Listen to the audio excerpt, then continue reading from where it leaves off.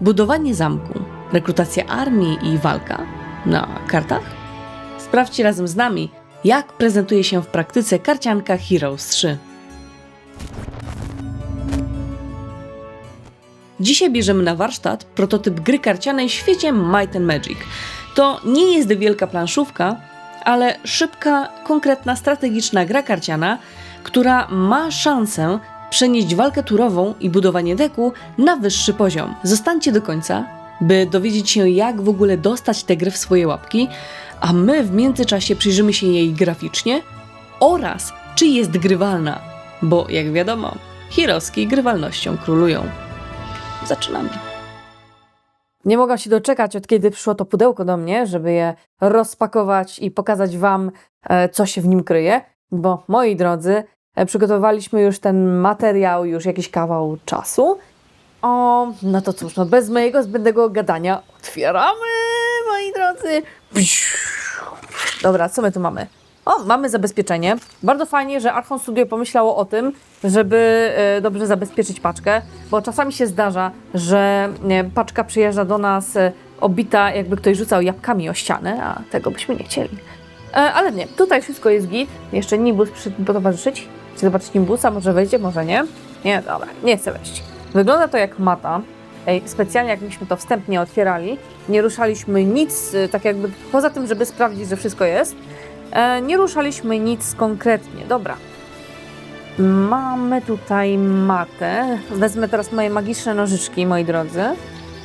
O, proszę! Przybył król! Rozcinamy tę folię. Dobra. I wyjmujemy sobie... O, poszedł, już nie chcę. I wyjmujemy sobie właśnie matę, jaka przyszła razem w zestawie z kartami. Jezu, jaka jest ładna! Jaka duża i porządna. Patrzcie na to. No bardzo ładnie, bardzo fajnie wykonana, jest duża. No i gwóźdź programu karty. Bardzo, w ogóle już te grafiki, jak pierwszy raz zobaczyłam, że będzie się tutaj zamek z nekropolią tłuc, to już w ogóle. Otwieramy, zobaczymy, co się tutaj dzieje. Zobaczcie, jaką szponciarską magię zrobiłam. Nie ma tutaj pudełka, patrzcie, mata i karty. Dobra, ale do meritum. Mamy tutaj konkretną pakę z 120 kartami, 120 kart, ma 120 kart, ma 110 różnych tokenów i jeden neopren. Neopren Combat Board, no to jest chyba ta neoprenowa mata. Dobra, to otwieramy. Okej, teraz w ogóle mam taki nawyk szczura, że zawsze po prostu jak otwieram, to rozwalam wszystko, byleby się dobrać, a teraz to muszę tak ostrożnie. Boję się, że to uszkodzę. Okej, to są te tokeny, jak myślę. Są... shit. No widzicie, o tym mówiłam, że muszę być ostrożna, nie umiem być ostrożna. Dobra, ale karty. Do meritum, czyli karty. Łopanie. Ojej, już mi się to podoba.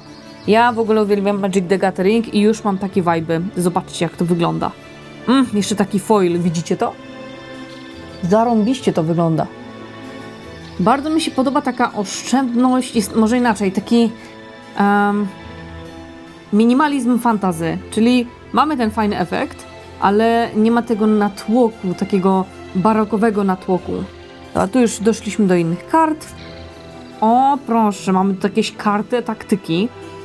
Ma być to dopiero ogłoszone. Fajnie się to zapowiada, moi drodzy, ale przejdźmy sobie dalej, bo tutaj mamy dużo rzeczy do omówienia, żeby tutaj się nie zamulić. Podoba mi się taki minimum, taka oszczędność w szczegółach, że wszystko jest dokładnie tak, jak powinno być. Taka dokładnie wyważona ilość elementów, zupełnie jak w UI-u w Heroeskach trójce. Dobra, i zobaczcie na te karty, kurczę. Ten foil, mamy nawet Adelę, kleryka, Adelę z zamku. Mamy anioła, to widzicie tutaj. Jest to właśnie talia, dwie talie, nekropolia i zamek walczące między sobą. Mamy Isrę, to jest akurat z nekropolii. Nie wiem, czemu wybrali Isrę w ogóle. Okej, lecimy dalej. Sanktuarium. Wampiry. Wampiry wyglądają kozacko. Jak taki sztrat, który za długo siedział ze środkiem, nie wiem, wybielaczem na głowie. Grafiki są spoko. Karty są czytelne. Zastanawiałam się właśnie, jak oni wykorzystają skille z gry z Heroes 3, jak to przerzucą na karciankę. Dobra. Nie no, na pierwszy rzut oka, moi drodzy, powiem wam, że wygląda to bardzo zadbanie. Mechanikę będziemy tłumaczyć w dalszym segmencie, więc nie ma sensu tego tutaj tłumaczyć. Widać, że było tutaj postaranko. Nie no, mi się podoba. Zobaczymy teraz, jak sobie radzi zameczek. Pokaż tam mi zamek. Dobra, logistyka. Okej, jako instanty. Cards of Prophecy. Prophecy to jest przepowiednia. Kurczę, tylko czemu dali taki sam kolor? Na przykład w Magicu mieli fajne rozróżnienie, że biała talia to biała talia, czerwone to czerwone, czarne to czarne. Czemu dali też czarny jako... jakby... Fajne jest to, że dany zamek kolorem coś mówi, a tutaj szkoda, że jest to wszystko tak... Mam nadzieję, że to zmienią, że jakoś zrobią większy kontrast między zamkami. Nie, fajnie zrobili tego blesa, zobaczcie. Jeszcze ta perspektywa żabia, gdzie właśnie patrzy się od dołu w górę. Dobrze to gra. Nie no, zapowiada się super. Powiem tak, całkowicie ta estetyka kart mi się podoba, ponieważ jest minimalistyczna, ale zawiera odpowiednie elementy, ornamenty, jeżeli mogę to tak ująć, elementy, które podkreślają jej styl. Co mi przeszkadza, to to, że dane frakcje, oprócz tego, że mają powiedzmy inne opisane jednostki, że mają inne arty, no nie rozróżniają się niczym więcej. Ja bym potrzebowała tutaj również odznaczenia kolorem, jak przy Magic the Gathering, gdzie talia biała zazwyczaj oznacza jednostki jak rycerze, no założenia dobre. A na przykład czarna talia oznacza powiedzmy złe jednostki, nie wiem, wampiry, zombie, tego typu. Nie wiem, albo zielony, który oznacza naturę, który oznacza zieloną talię, druidzi, elfy. W ogóle ta wersja to jest prototyp karcianki, więc miejcie na uwadze, że wiele rzeczy jeszcze może się po prostu zmienić. Dobra, mieliśmy taki pobieżny pierwszy look. No to co, moi drodzy, lecimy w szczegóły. Zapraszam do następnej części.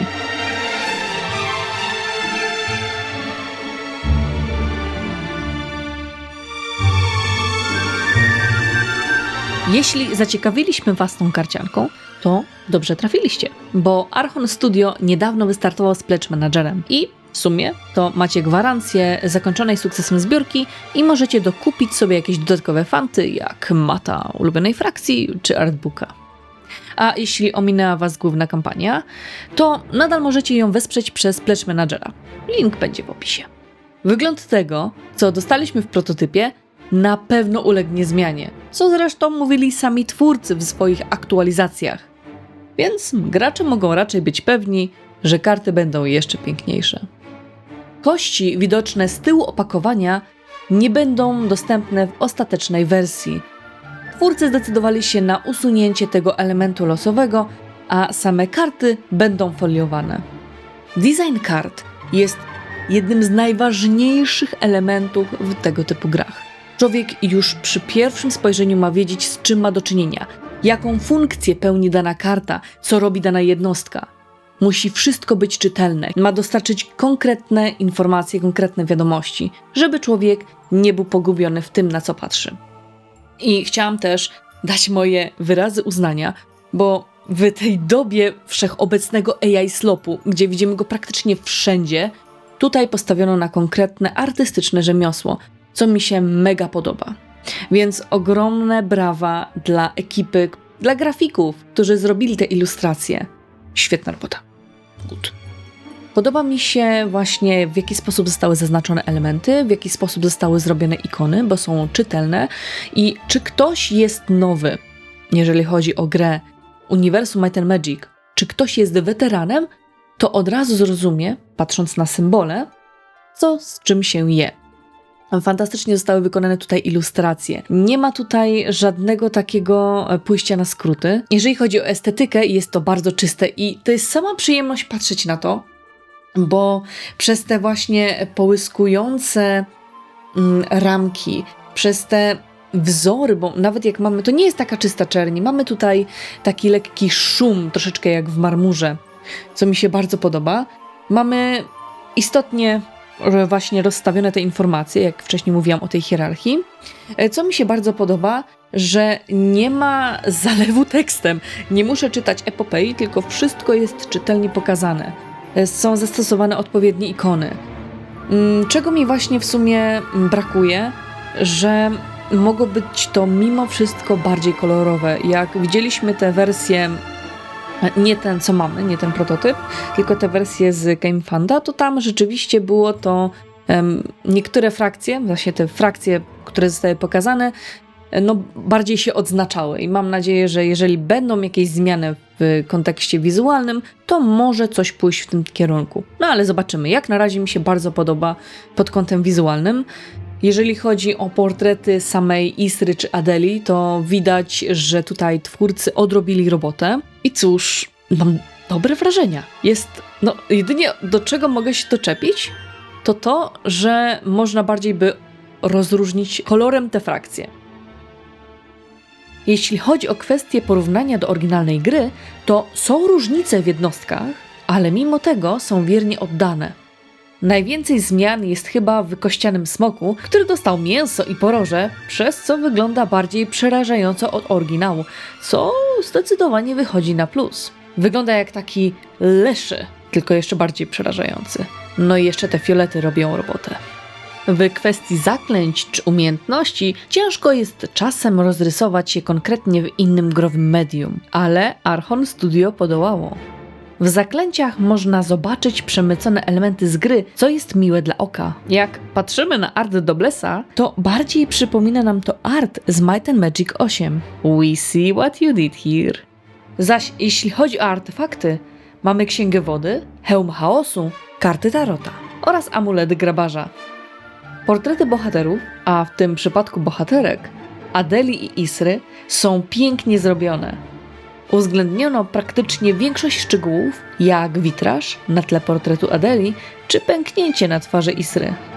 Widać, że przyłożyli się z myślą o ludziach takich jak my, którzy będą się przyglądać artom z lupą.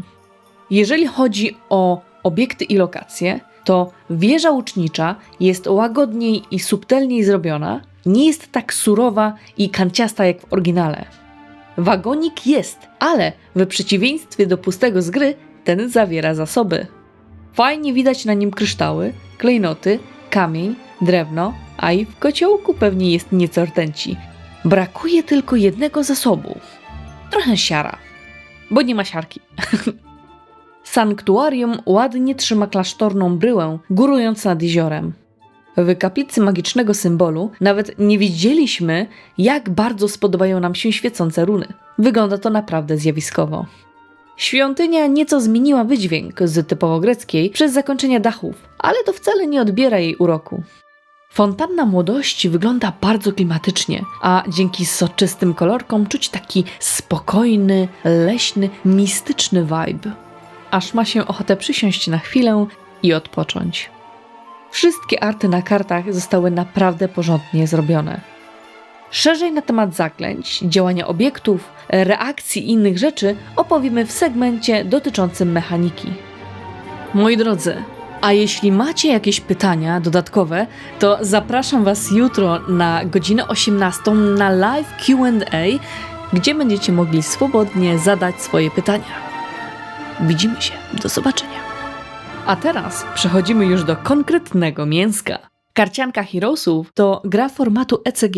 Innymi słowy, jest dostępna ze stałym, konkretnym zestawem kart, bez elementu losowego jak przy kartach typu TCG, jak Magic the Gathering. TCG używane jest tutaj jako skrót od The Card Game. Gra jest na 2 osoby, ale są też scenariusze dla jednego gracza. Karcianka będzie dostępna w języku polskim. W zestawie, z którego korzystaliśmy, czyli Sample Pack, mamy 2 sety frakcji po 60 kart oraz neoprenową matę. Sam set jest podzielony na kilka części. Karta Herosa, 3 karty straży, tzw. Vanguard Cards, karty statystyk, odpowiadające ilością statystykom Herosa, 3 karty lokacji oraz sam deck składający się z zaklęć, umiejętności, artefaktów oraz jednostek. Aby wygrać grę, albo musimy natrzaskać 20 damage na bohaterze przeciwnika, albo oponent musi wyprztykać się z kart stali i jednostek z maty. Mata wyznacza nam pole gry składające się z 7 kolumn i 7 rzędów. To tutaj będziemy przemieszczać się jednostkami, bohaterem albo wystawiać lokacje. Każdy bohater w czymś się specjalizuje, podobnie jak w wersji komputerowej. Karty i efekty związane ze specjalizacją bohatera są szczególnie mocne, więc warto wokół nich grać.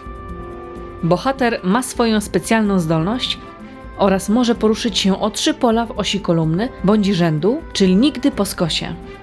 Te same zasady przemieszczania się dotyczą samych jednostek. Co do nich, to możemy je przyzwać tylko obok Herosa tak, że muszą do niego przylegać. Mamy wyszczególniony ich atak, ruch oraz punkty życia. Jednostki mają określony koszt w lewym górnym rogu, a swoją konkretną umiejętność wypisaną na środku w dolnym oknie karty. Samo przyzwanie powoduje, że nie możemy jej użyć do końca rundy. Podobnie jak w trójce, mamy latające jednostki i naziemne. Te pierwsze mogą przelecieć nad inną jednostką, lecz drugie muszą ją ominąć, nie stając na niej. Karty Vanguard działają podobnie do zwykłych, z tym, że mamy ich zawsze 3 i mogą być przyzwane, gdy aktywujemy zdolność bohatera. Jeśli się je zmiecie z planszy, to nie lecą na kubkę discardów, wracają na stos kart Vanguardów. Statystyki to inaczej zasoby, za które opłacamy jednostki, zaklęcia czy artefakty. Mamy, klasycznie dla herosków, atak, obronę, moc i wiedzę. Reprezentują one set statystyk bohatera frakcji. Wiadomo, że na starcie jak się trafi 7 w talii, to nie będziemy w stanie jej z mety zagrać. Musimy sobie uzbierać statów, aby móc to zrobić.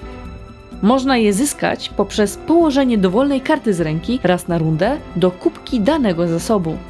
Na przykład daję losową kartę, mówię, że jest to obrona i trafia do stosu obrony. Lokacje to miejsca szczególne, dające konkretne efekty opisane na nich. Możemy taką lokację aktywować raz na rundę, a na mapie jest ich 6. Każdy gracz ma 3 lokacje na talię i na starcie rozgrywki są one kładzione na przemian zakryte na macie po kolei, zaczynając od pierwszego rzędu, drugiego oraz środkowego. Trzeba jednak pamiętać, że nie można mieć 2 lokacji w tej samej kolumnie i rzędzie. Wyjątkiem jest środek. Można je przejąć jedynie bohaterem.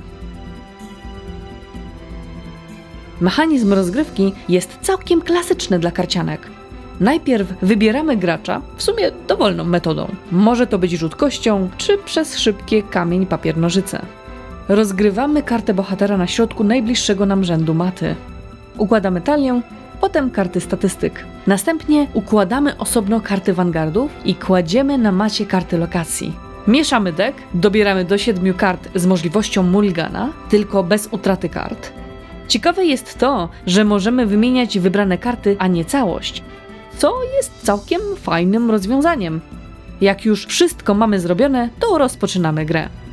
Co ciekawe, runda nie kończy się na jednej akcji. Gracze wykonują akcje naprzemiennie, czy to przyzwanie, przemieszczenie, bądź inne czynności. I tak do momentu, aż oba nie spasują. Czyli nie zadeklarują, że nie robią już nic więcej. Wtedy kończy się runda. Usuwamy efekty działające na rundę, pozbywamy się nadmiaru kart tak, by mieć maks 7 na ręce. Dobieramy 3 i zaczyna się kolejna runda od gracza, który jako pierwszy pasował poprzednią. Wiadomo, że podczas grania mamy do czynienia również z zaklęciami, artefaktami czy umiejętnościami, które w oryginalnej grze są fundamentalne dla rozwoju bohatera. Tutaj widać próby dopasowania efektów zaklęć tak, aby pasowały do tego rodzaju gry. Na przykład Bless nie zwiększa obrażeń do maksymalnych, a jednostka, która dostanie go w karciance, ma zwiększone obrażenia o 1 podczas walki. Umiejętności wjechały jako reakcje lub instanty, które można zagrać, aby otrzymać określony rezultat. Gra jest grywalna i w miarę intuicyjna, ale ma swoje problemy. Niektóre rzeczy są niedoprecyzowane oraz, wiadomo, nie wszystko działa tak, jak w grze komputerowej. Karty są czytelne oraz w miarę ogrywania gry rozgrywki stają się coraz szybsze. Bywają oczywiście niuanse, ale to jest urok każdej prototypowej gry, która jest jeszcze w fazie produkcji. My osobiście jesteśmy dobrej myśli i trzymamy kciuki za finalny efekt. A wy? Jak zapatrujecie się w karciankę ze świata Heroes 3? Dajcie znać w komentarzach. A tymczasem widzimy się jutro o 18:00 na Q&A. Do zobaczenia.